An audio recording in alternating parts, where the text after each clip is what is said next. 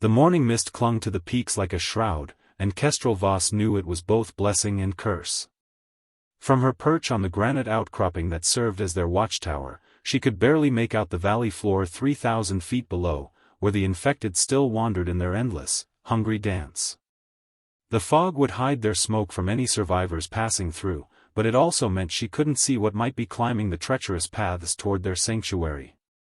Behind her, the settlement of Raven's Hollow stirred to life with the careful quiet that had become second nature to them all. 7 months had passed since the world ended, and the 18 souls who had found refuge in this abandoned mining camp had learned that sound carried far in the thin mountain air. Even the children, what few remained, spoke in whispers, their laughter confined to the deepest caves where no echo could betray them. Soren Blackthorn emerged from the communications shelter, his dark hair disheveled from another sleepless night hunched over the radio equipment. At 19, he was the youngest of the adults, but his gift with electronics had proven invaluable. "Still nothing from the Denver group," he reported, his voice barely above a murmur. "It's been 6 days now." Kestrel felt the familiar weight of leadership settle heavier on her shoulders.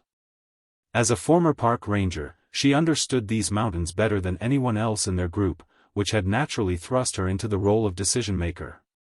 But knowing the terrain was one thing, keeping people alive when the world had gone mad was another entirely.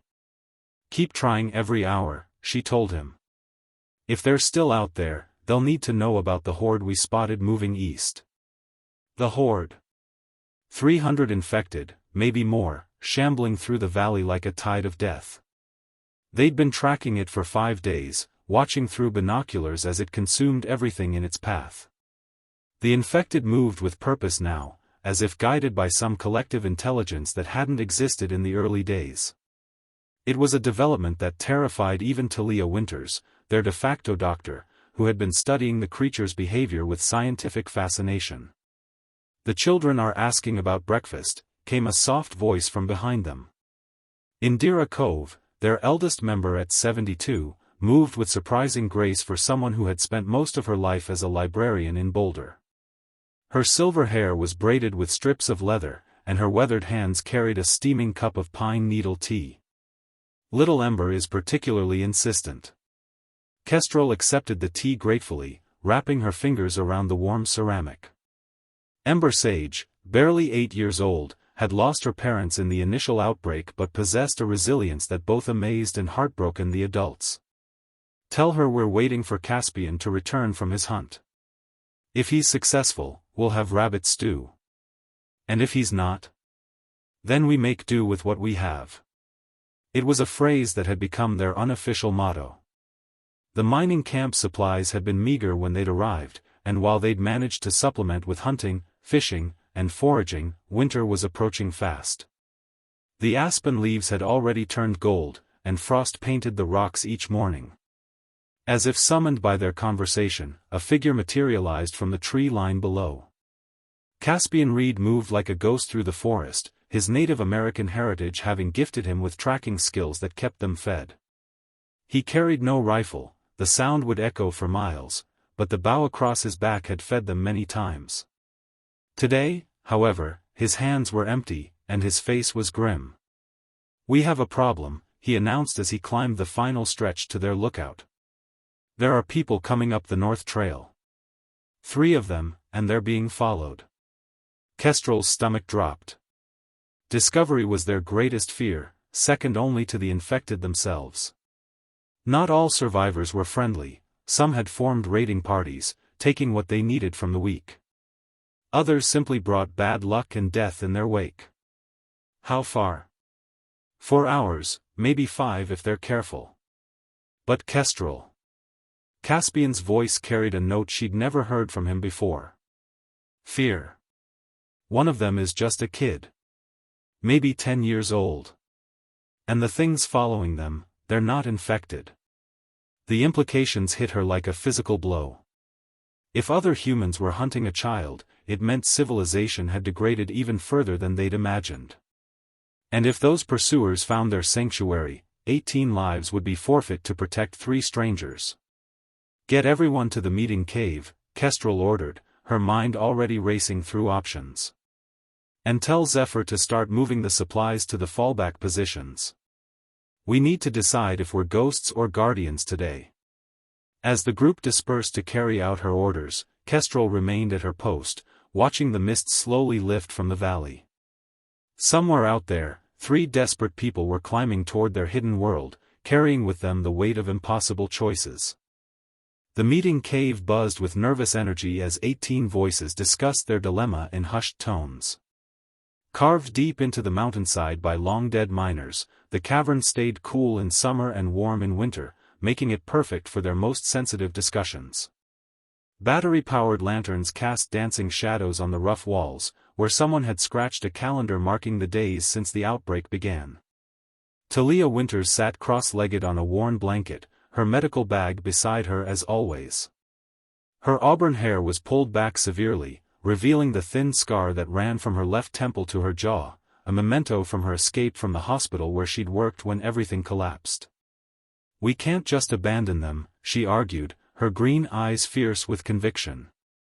"If there's a child involved, we have a moral obligation." "Moral obligations get people killed," countered Marcus Vale, a former security guard whose paranoia had served them well in the early days. His thick beard couldn't hide the worry lines that had deepened over the months. "We take in 3 strangers, their pursuers find us, and suddenly we're all dead. Is saving 1 child worth risking, Ember? Worth risking all the children?" Zephyr Blackwood, Soren's older sister by 3 years, leaned against the cave wall with her arms crossed. Where her brother was gentle and thoughtful, she possessed a pragmatic hardness that had kept them alive more than once. "The real question is whether we can eliminate the threat quietly. If we take out whoever's following them, the strangers never have to know we exist." "You're talking about murder," whispered Elena Cross, who'd been a social worker before the world ended.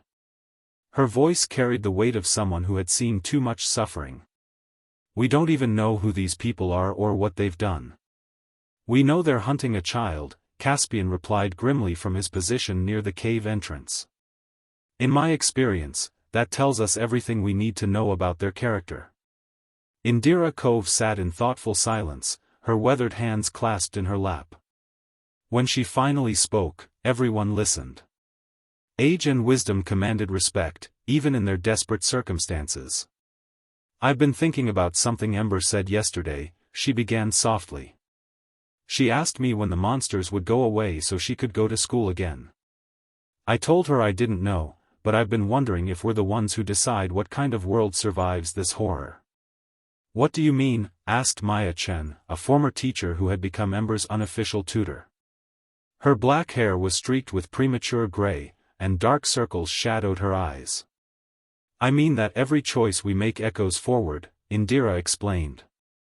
"Do we want to build a world where children are abandoned to save ourselves? Or do we want to be the kind of people who take risks for strangers because it's right?" Ember herself sat quietly beside Maya, her small face serious beyond her years. The little girl had stopped being a child the day she watched her parents fall to the infected, but something of innocence still lingered in her dark eyes. "The bad people are following them because they're scared," she said suddenly, her voice barely audible. "Just like we're scared. But being scared doesn't make it okay to hurt people." The cave fell silent except for the distant drip of water somewhere in the depths. Kestrel looked around at the faces illuminated by the flickering lights, people who had become family through shared terror and survival. Each carried scars, both visible and hidden. Each had lost everything before finding this fragile sanctuary. "Caspian," she said finally, "how many are pursuing them?" 5, maybe 6. Armed, but moving carefully.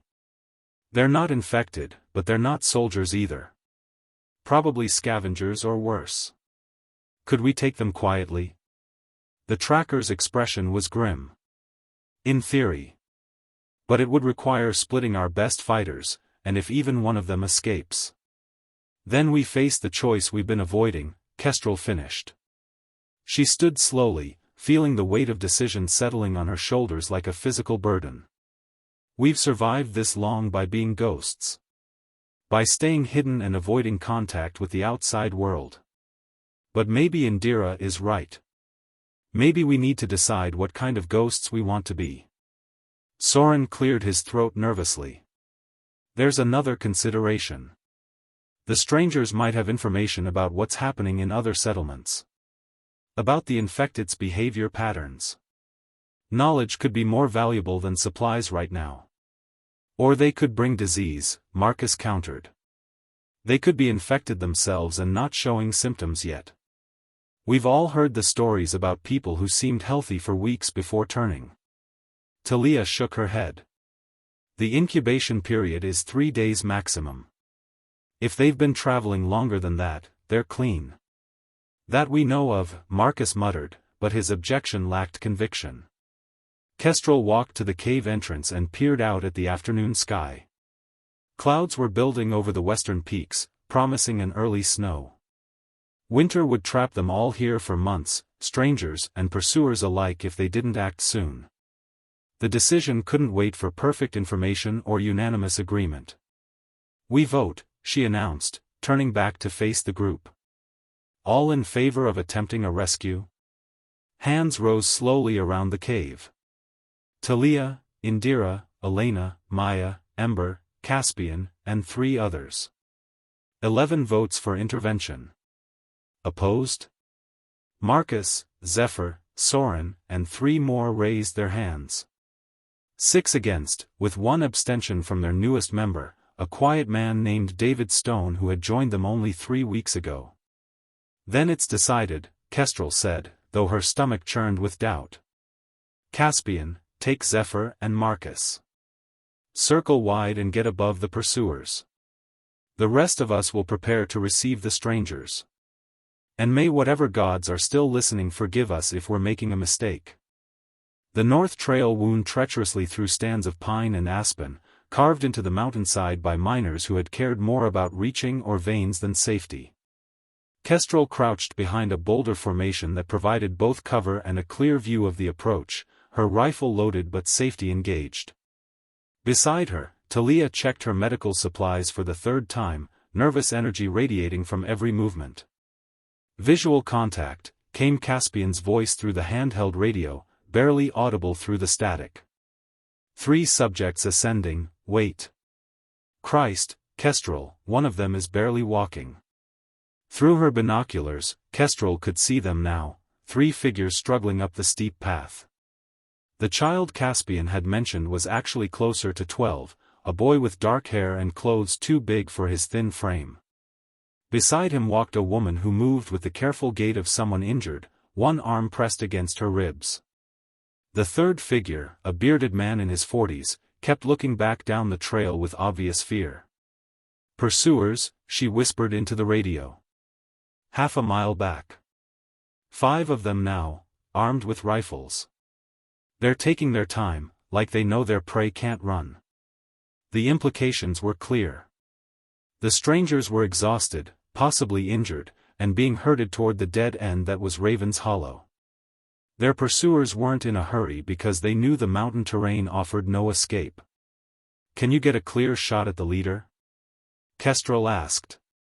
Negative. Too much tree cover, and if I miss. Understood. Hold position until my signal.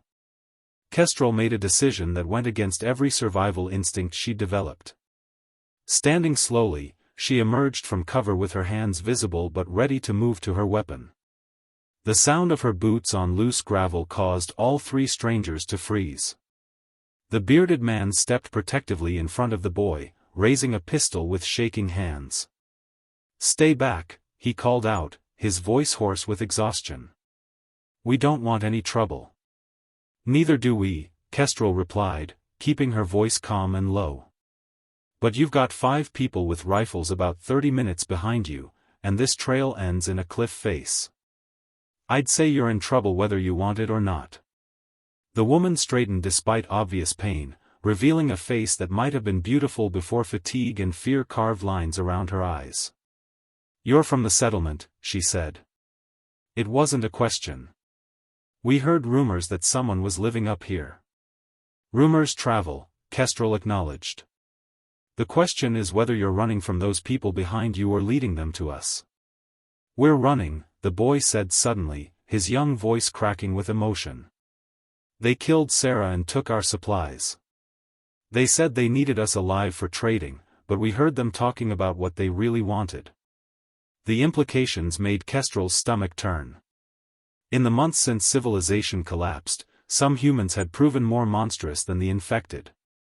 Stories filtered through the survivor networks of slavers, organ traders, and worse. Looking at the exhausted family before her, she saw victims, not threats. "What are your names?" she asked. "I'm Jonas Clearwater," the bearded man replied, lowering his weapon slightly. "This is my sister Arya and my nephew Finn. We've been traveling for 2 weeks, looking for somewhere safe." "Nowhere's safe anymore," Kestrel said simply. "But some places are safer than others." "Can the boy climb?" "I can climb," Finn answered before his uncle could speak. "I'm not weak." Despite everything, Kestrel almost smiled. The kid had spine. "Good. Because we're about to find out how much you want to live." She keyed her radio. "Caspian, we're bringing them up. How much time do we have?" 20 minutes, maybe less. They're picking up the pace." "Copy that." She turned back to the strangers. "There's a hidden path about 50 meters ahead. It's steep and dangerous, but it leads to a cave system where you'll be safe. My medical officer here is going to look at that injury while we move." Talia stepped forward with her pack already open. "Where does it hurt?" "Ribs," Arya gasped as the doctor's hands probed her side. "Fell off a ledge yesterday trying to get away from them." "Cracked, not broken," Talia diagnosed quickly. "I can tape it, but you'll need to move carefully." As Talia worked, Kestrel studied the approaching strangers more closely. Their clothes were worn but clean, their gear minimal but well-maintained. Jonas carried himself like someone familiar with weapons, while Arya had the steady hands of someone used to medical work. The boy, despite his bravado, stayed close to the adults with the wariness of a child who had seen too much. "You're not raiders," she observed. "We were farmers," Jonas replied. "Had a small community in the valley east of here. 37 people making it work until..." He trailed off, pain flickering across his features. "Until the hunters found you," Kestrel finished. "They called themselves the Iron Wolves. Said they were collecting people for a larger settlement, but it was slavery. Pure and simple. We escaped during the night, but they've been tracking us ever since." The name meant nothing to Kestrel, but the description matched reports from other survivor groups. Organized raiders were becoming more common as resources dwindled and desperation grew. The fact that they'd tracked 3 people for 2 weeks suggested either valuable cargo or personal vendetta. "Done," Talia announced, finishing the tape job on Arya's ribs. "That should hold, but no sudden movements." "Movement on the trail," came Caspian's urgent whisper through the radio. "They're 15 minutes out now and moving fast." Kestrel felt her pulse spike. "Time to go." "Jonas, can you handle a rifle?" "Been hunting since I was Finn's age." "Good." "Arya, stay between us and the boy. Everyone follows my lead and nobody talks unless the mountain's coming down." "Questions?" 3 pairs of eyes stared at her with the desperate hope of people who had given up expecting rescue. It was a look she remembered from her own face in those first terrible weeks. "Let's go," she said, and led them toward sanctuary or doom. The hidden path carved into the mountain's face was little more than handholds and hope. Ancient miners had blasted it from solid rock to reach a secondary shaft, never intending it for anything but the desperate transport of ore. Now it served as an escape route for the desperate transport of lives. Kestrel moved first, testing each foothold before committing her full weight.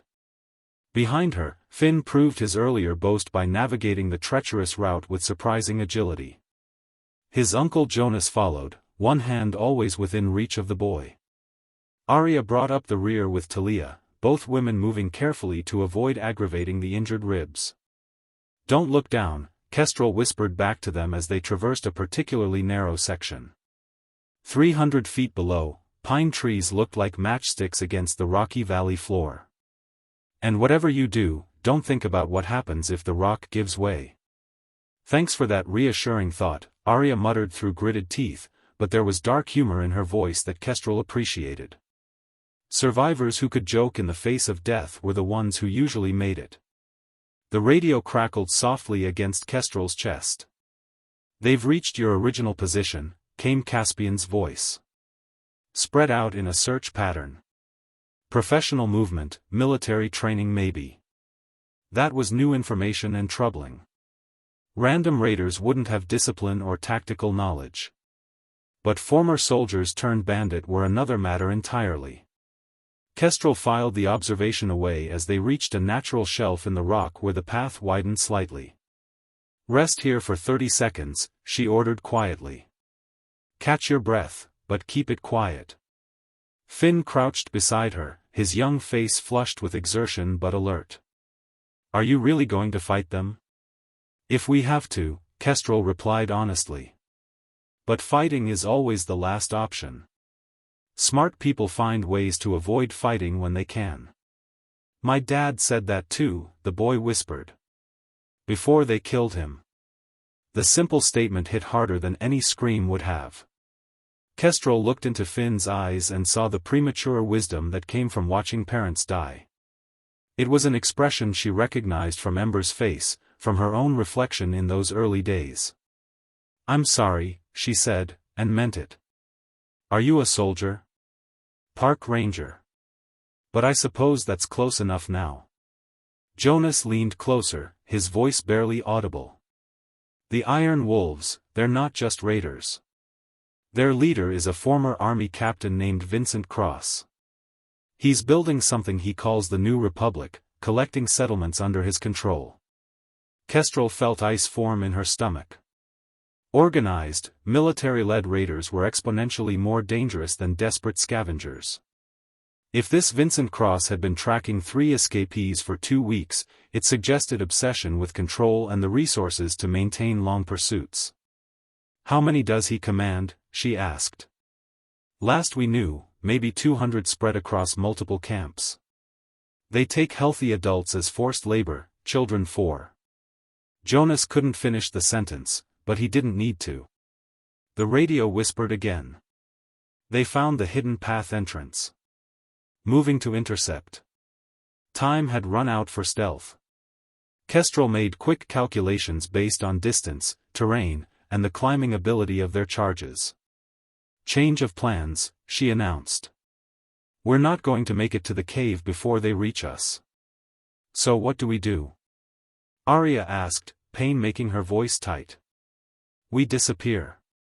Kestrel led them upward along the path for another 100 meters before stopping at what appeared to be a solid rock wall. To the casual observer, it looked like the trail simply ended. But Kestrel knew these mountains, knew their secrets carved by water and time.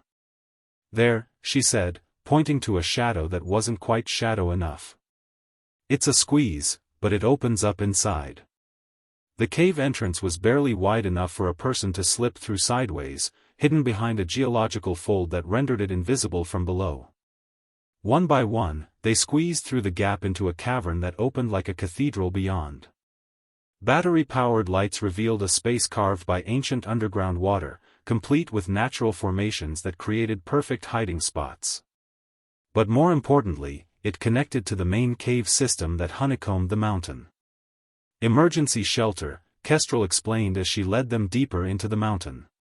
"We've got supplies cached throughout these caves. Water, food, blankets, ammunition." "You've been planning for this," Jonas observed. "We've been planning for everything we can think of and some things we hope we never see." They emerged into a larger chamber where other members of Raven's Hollow waited in tense silence. Ember sat close to Maya, both of them wide-eyed as they took in the newcomers. Soren hunched over his radio equipment, trying to maintain contact with the team outside. Indira offered water and quiet reassurance to the exhausted travelers.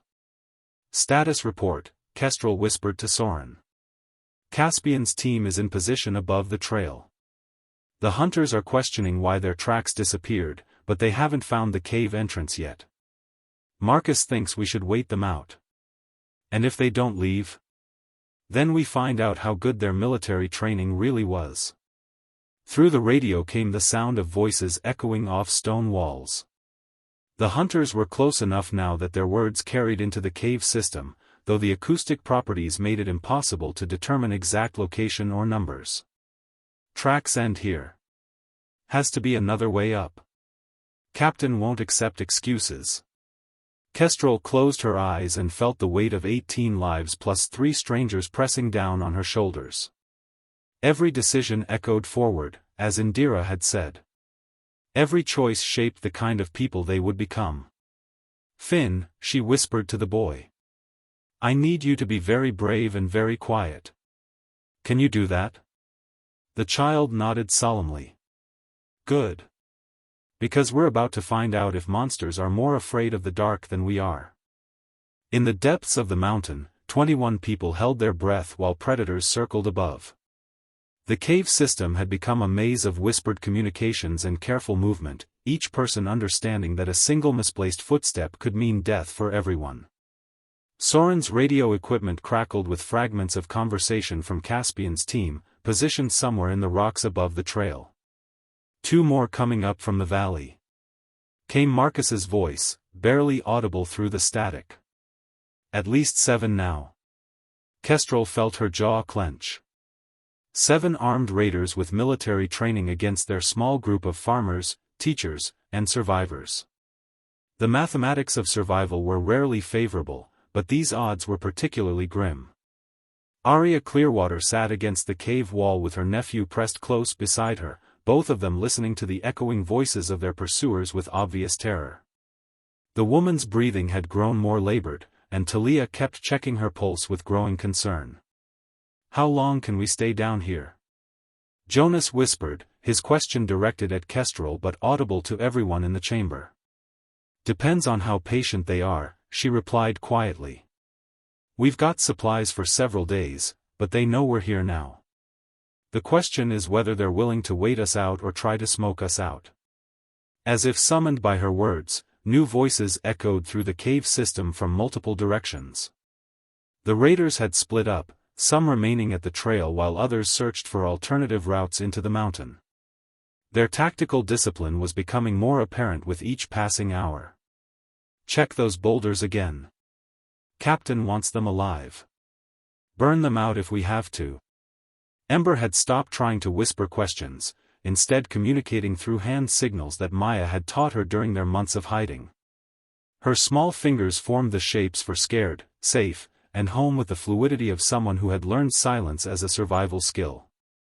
Indira moved carefully through the chamber, offering water and quiet comfort to the newer arrivals. Her librarian's mind had proved invaluable in organizing their supplies and maintaining the careful rationing that kept them alive. Now she studied the 3 strangers with the analytical gaze of someone cataloging new information.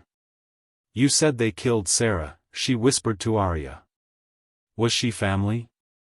My daughter, Arya replied, her voice breaking slightly. Finn's cousin. She was 19, studying to be a nurse before. The woman couldn't finish, but her meaning was clear. Another life claimed by the New World's cruelty. Another story of loss that echoed through every survivor's experience. Kestrel had stopped counting the dead months ago, but she still remembered each face, each name, each moment when someone's light went out forever. Movement in the lower tunnels, came Caspian's urgent whisper through the radio. They found another entrance. The tactical situation had just become exponentially worse. If the raiders could access the cave system from multiple points, they could potentially trap the survivors in a complex underground hunt. Kestrel's mind raced through options, each one carrying deadly risks. Soren, can you reach David and Elena? She asked, referring to the 2 members who had stayed with the main settlement to monitor their supplies and equipment.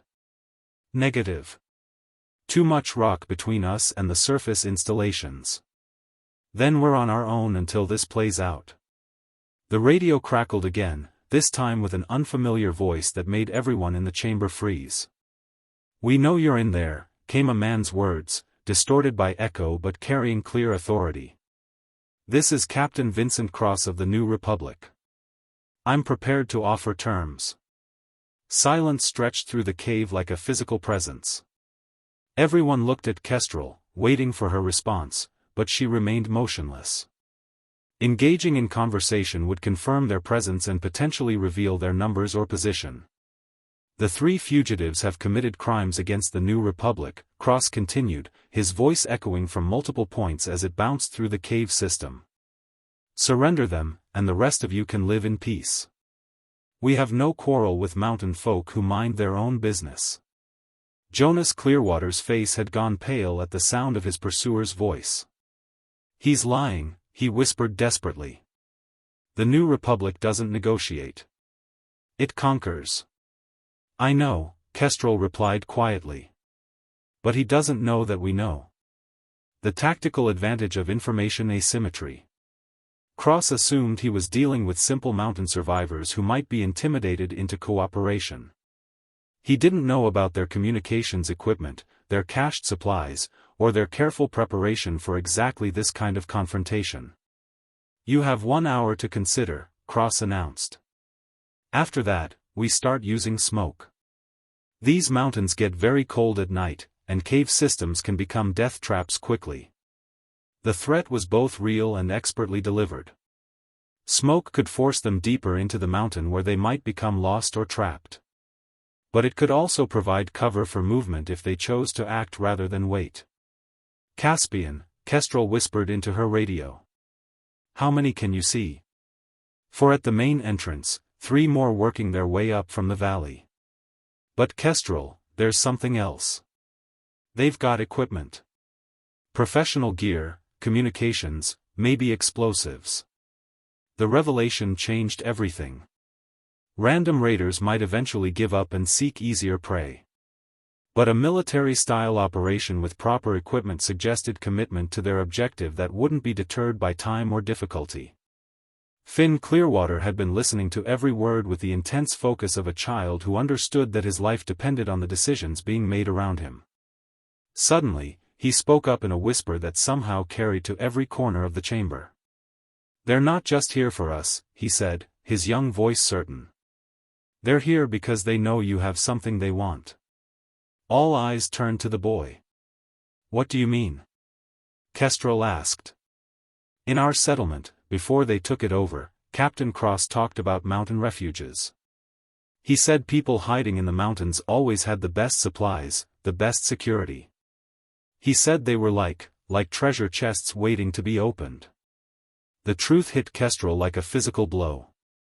Their careful concealment, their successful survival, their very competence had made them a target. The Iron Wolves hadn't just followed 3 escapees, they'd discovered a prize worth claiming. "Then we're not negotiating our way out of this," she said grimly. "No," agreed Jonas. "We're fighting our way out." The decision to fight transformed the cave chamber from a hiding place into a command center. Maps appeared from waterproof containers, weapons were distributed to those who could use them, and 21 people prepared to discover whether desperation could overcome military training. Kestrel spread a hand-drawn map of the cave system across a flat rock, illuminated by battery-powered lanterns that cast dancing shadows on the walls. 3 main entrances, she explained to the gathered survivors. The trail entrance where they found us, the lower passage from the valley, and the chimney route that requires climbing gear. 4 entrances, Caspian corrected through the radio. They just found the old mining shaft on the eastern face. Professional climbers, definitely military background. The tactical situation was deteriorating rapidly. 4 points of entry meant the raiders could coordinate a simultaneous assault that would overwhelm any defensive positions. But it also meant they had to divide their forces, reducing the numbers at each location. "How many explosives do we have?" Kestrel asked Zephyr, who had taken charge of their weapons inventory. 3 grenades, some mining charges left over from the original operation, and enough ammunition for maybe 30 minutes of sustained fire. Her expression was grim. Against 7 trained soldiers, that's not much. It's enough to make them cautious, Kestrel replied. Professional soldiers don't like unknowns, and they don't like casualties. If we can make this expensive for them, they might decide we're not worth the effort. Jonas Clearwater looked up from where he'd been comforting his nephew. You don't know Vincent Cross. He doesn't retreat. Ever. That's how he built the new republic from a handful of deserters into a regional power. Then we make sure he doesn't get the chance to retreat, Kestrel said simply. The plan that emerged was born of desperation and intimate knowledge of the mountain terrain. While some defenders held the main entrances, others would use the cave system's hidden connections to emerge behind the attackers. It was dangerous, requiring precise timing and more luck than Kestrel was comfortable depending on. I can take the eastern approach, volunteered Marcus, his security background making him their best choice for a frontal assault. Give me Soren for communications and 2 others who can shoot straight. I'll take the chimney route, Caspian offered. If they're planning to rappel down, I can meet them halfway. That leaves Zephyr and me to handle the valley entrance while the rest of you create chaos from inside. Kestrel looked around at faces illuminated by flickering lantern light. Remember, our goal isn't to win a pitched battle.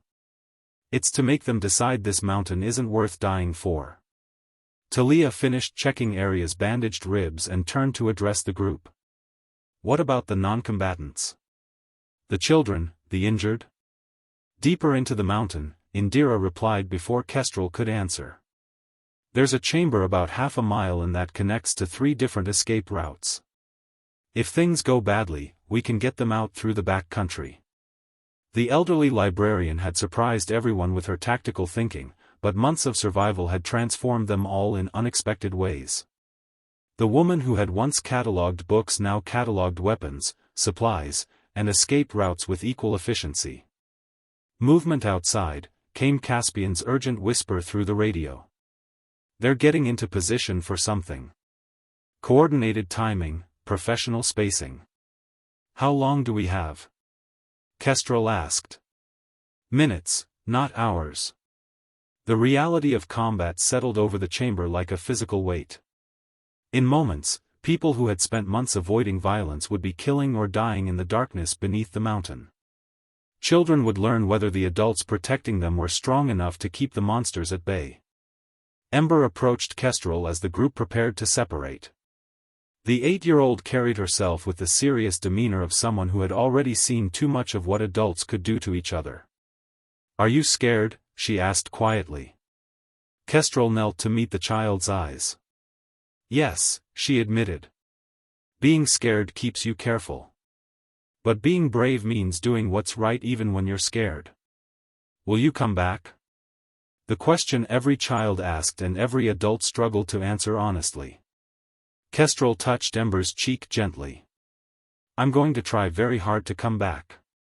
But if I don't, you remember what we've taught you about taking care of each other, okay? Ember nodded solemnly and ran to join Maya and the other non-combatants as they prepared to retreat deeper into the mountain. Watching her go, Kestrel felt the familiar ache of protective love that had driven every decision since they'd found this sanctuary. Ready, came Marcus's voice, position reports following from each defensive team. Remember, Kestrel spoke into her radio, we're ghosts who bite. Hit them hard, then disappear. Make them afraid of shadows. The first explosion echoed through the cave system like thunder, signaling that the battle for Raven's Hollow had begun. In the darkness beneath the mountain, ordinary people prepared to discover what they were willing to sacrifice to protect the fragments of life they'd built from the ruins of the world. Kestrel checked her rifle one last time and moved toward the sound of gunfire, carrying with her the hopes and fears of everyone who had chosen to call this terrible, beautiful place home. The battle for Raven's Hollow raged through the mountain's veins like poison in blood.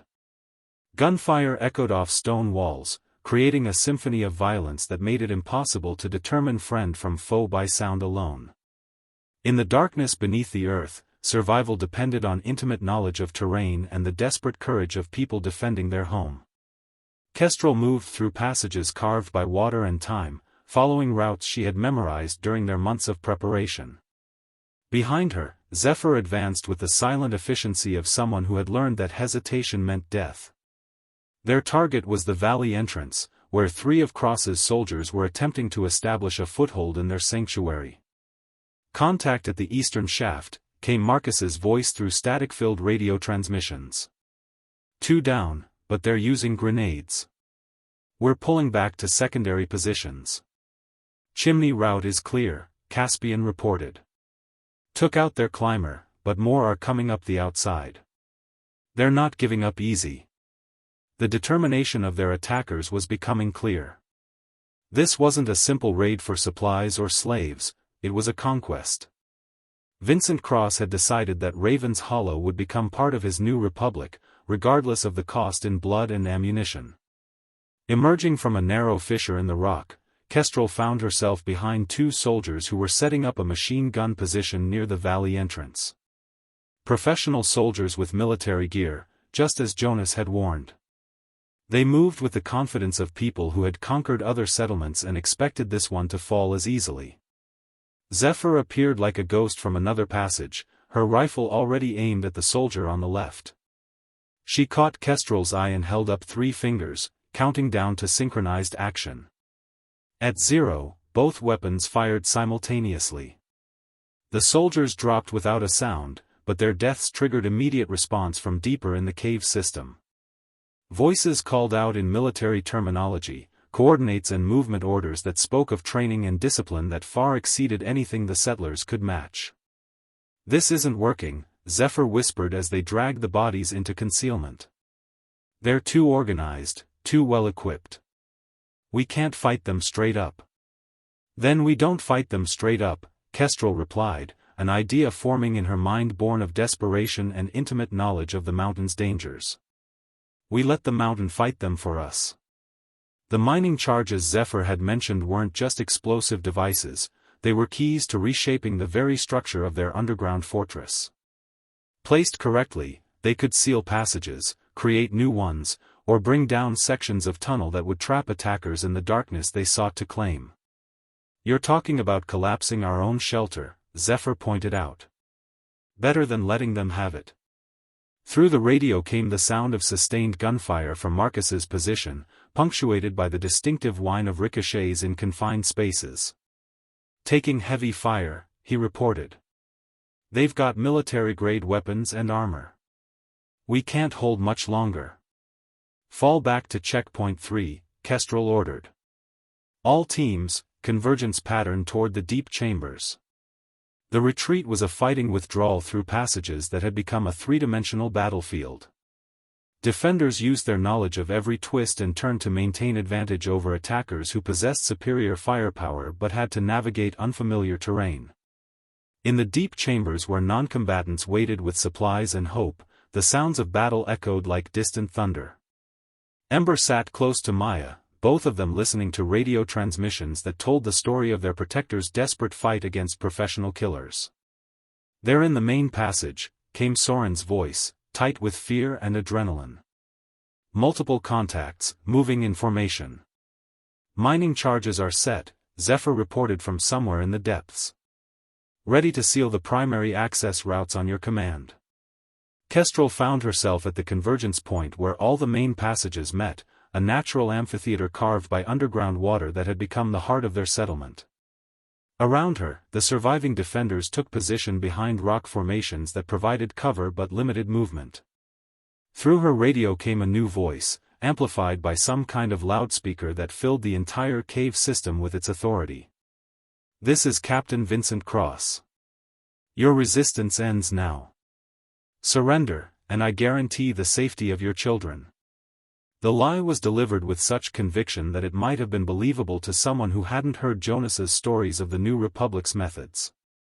But everyone in Raven's Hollow knew what surrender meant: slavery for the adults, worse fates for the children, and the transformation of their sanctuary into another outpost of Cross's growing empire.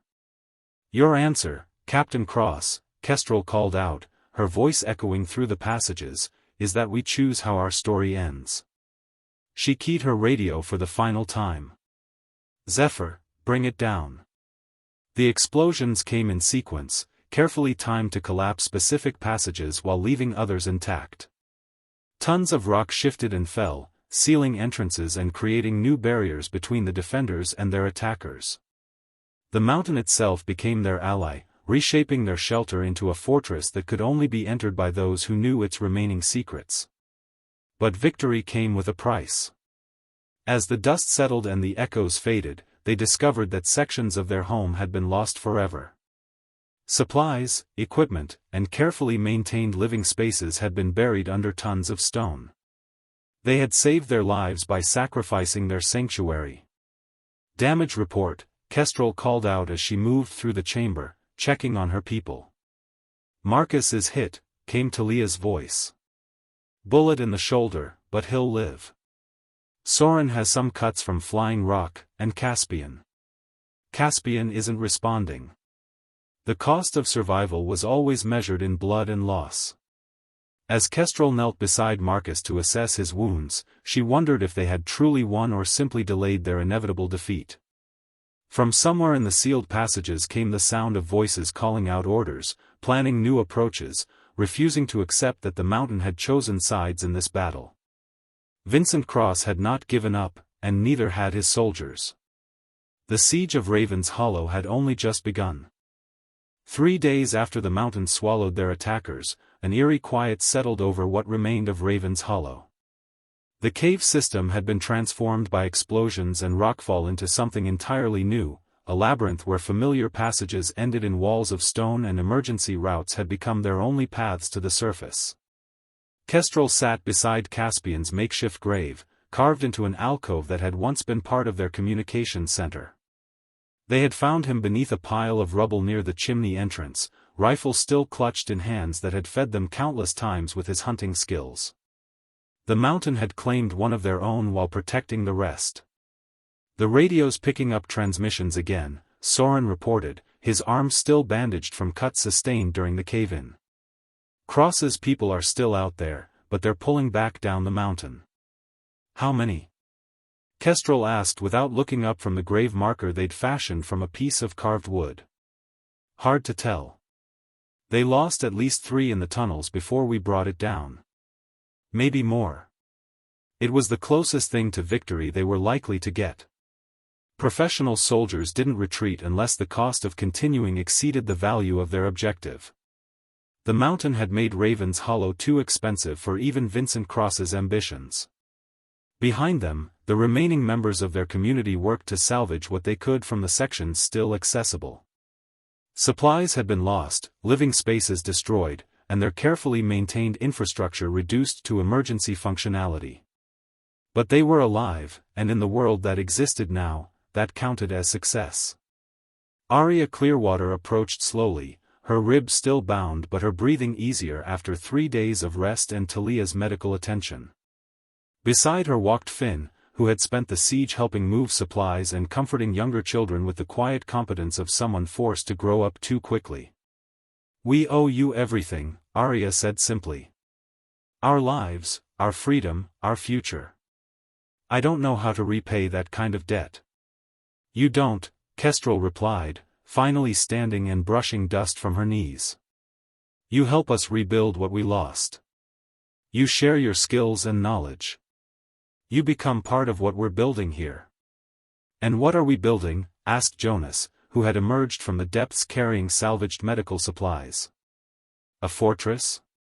A hiding place? A tomb?" It was the question that haunted them all as they faced the reality of their changed circumstances. The sanctuary that had sheltered them for months was gone, replaced by something smaller, more hidden, but also more isolated. The mountain had protected them by cutting them off from the world.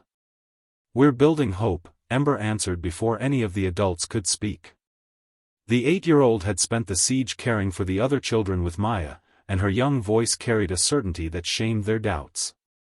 "We're building a place where people can be safe and good and take care of each other." From the mouths of babes came wisdom that adults had forgotten in their focus on mere survival. Kestrel looked around at the faces gathered in their reduced sanctuary, survivors all, but more than that. They were people who had chosen to risk everything to save strangers, who had fought monsters both human and inhuman, who had rebuilt their lives from the ashes of civilization. "Ember's right," she said finally. "We're not just hiding from the world that ended. We're growing the seeds of the world that comes next." Indira hobbled closer, leaning on a walking stick carved from mountain ash. The elderly librarian had lost her private quarters in the collapse, but her smile carried the satisfaction of someone who had seen knowledge preserved and lives protected. "I've been thinking about something," she said in her soft voice that somehow commanded attention. "Before all this, I spent my life preserving books, protecting stories. But stories aren't just words on pages. They're the actions we take, the choices we make, the way we treat each other when everything else falls apart." "What are you saying?" asked Talia, who was checking Marcus's bandaged shoulder with professional attention to infection signs. "I'm saying we're writing a story here. About people who chose to be brave when they could have been safe. About a community that grew stronger in the darkness instead of falling apart. About children who learned that the world can be cruel, but that doesn't mean we have to be."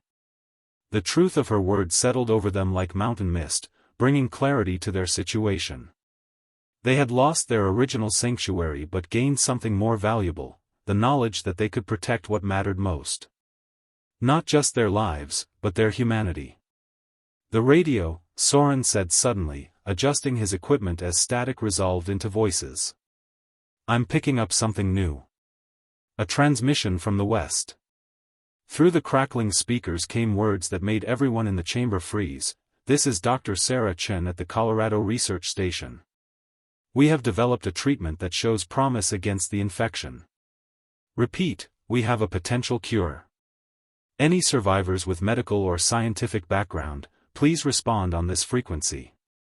The silence that followed was profound. A cure. After months of hiding from the infected, of watching their world die piece by piece, someone claimed to have found hope in a laboratory somewhere in the mountains. "Could be a trap," Marcus warned, though his voice carried more hope than suspicion. "Could be salvation," Talia countered, her medical training making her hungry for any possibility of healing the wounded world. Kestrel looked around at her people, for that's what they had become, truly and completely. Not just survivors thrown together by circumstance, but a chosen family forged in darkness and loss. Whatever came next, whatever new challenges the world threw at them, they would face it together. "Soren," she said quietly. "Respond to the transmission. Tell them we're here, we're listening, and we have a doctor who's very interested in their research." As her nephew's fingers moved across the radio controls, composing humanity's response to the possibility of redemption, Kestrel walked to the cave entrance that still opened onto the world. The valley below spread out in autumn colors, beautiful and dangerous and filled with unknown possibilities. Somewhere out there, Vincent Cross was regrouping, planning new conquests. Somewhere else, infected still wandered in their endless hunger. But somewhere too was Dr. Sarah Chen, working to heal what had been broken. The mountain wind carried the scent of snow, promising a hard winter ahead. But it also carried something else, the possibility that spring might come again, that the world might heal, that the children growing up in darkness might one day walk in sunlight without fear. Behind her, voices mingled in discussion of the future, planning and hoping and daring to dream of better days. The story of Raven's Hollow continued, written in courage and sacrifice, in love stronger than death, in the simple determination to remain human when the world had forgotten what that meant. Kestrel smiled and went back inside to help write the next chapter.